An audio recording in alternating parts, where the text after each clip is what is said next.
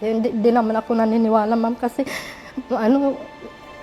safety siya nagdadrive, ma'am, maingat siya. Kaya hindi ako naniniwala na aksidente siya. Ayaw ko siyang bitawan doon sa ospital, ma'am. Yung nakita ko siya, nahalik-halikan ko pa siya, ma'am. Pinilit ko, binabangon siya. Ako po si Cherilyn Morante, lifetime partner ni Evangeline Bautista for 37 years. Kasi mabait siya, ma'am.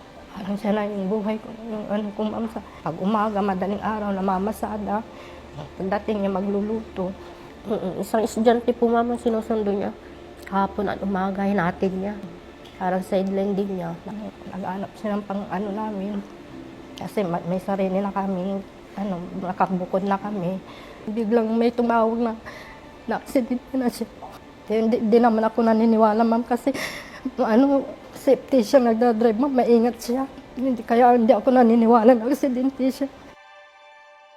Sinabi nila na anuhan ng wire. Mga kuryente, globe, halo-halo kasi yun, ma'am. Kasi nakalaylay po yun, ma'am. Nadaanan niya siguro. Yung sa harapan, siguro may nahulog na wire doon sa harap doon sa tricycle, yung niya. Umikot po yung tricycle, ma'am.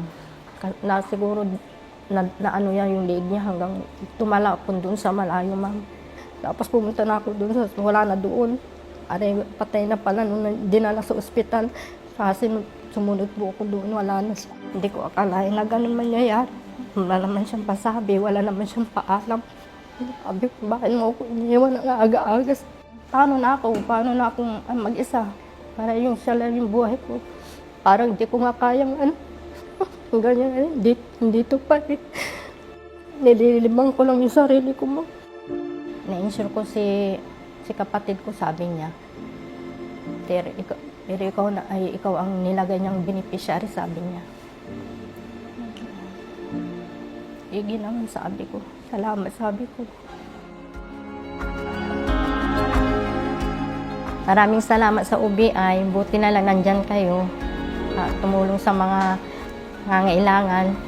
Napakalaking tulong po sa amin, sa pamilya ko, sa akin. Tapos kay Banje, ang ginawa akong beneficiary niya.